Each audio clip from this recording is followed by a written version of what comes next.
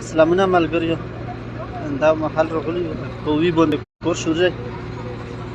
څوک څرنګه خپرونه چلوي، څوک څرنګه چلوي.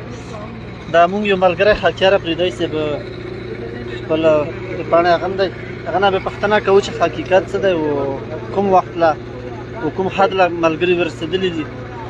د وینا مطابق چې کومه خبره کېدله مشوم له لوس ورسېدلی دی او په کایته تفصیل به حکیار صاحب نه وورو. حکیار صاحب تاسو له هرکلی یو د مشوم په باره کې موږ څه هغه وکړه.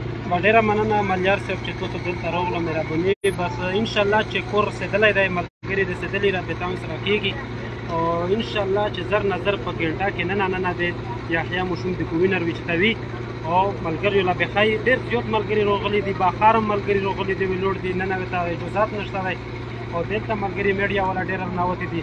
نو فلحال انشاءالله چې رسېدلي دي او کوزه سپویي چې کومه د هغه چلو دو نو هغه به کوي. نو که ګنټه ټیم یې وغوښته او که دوې یې وغوښته او که نیمه ګنټه یې وغوښته دومره وخت.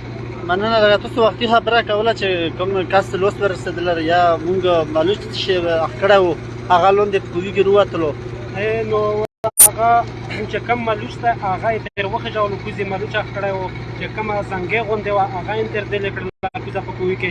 نو لوس رسېدلی، لوس یې رسېدی شي نه راخستی شي، خو دلته یې سره دوی چې خارو پرسه نه شي. ډېر په ترتیب سره یې کور روان کړی دی. کوز اوس ویرخو شوي دي ملګري، نو چې کوم تین یار کسون دي هغه ویرخو شوي دي. نو فلحال دا معلومات یې درته لري. مننه وخت راکولو. مهرباني، مننه.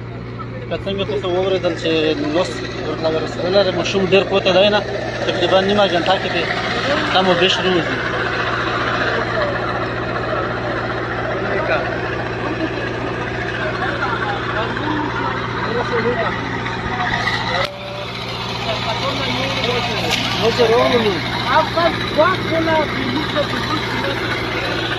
خلک ډېر جمع شوي دي، ټول قوم درد دی.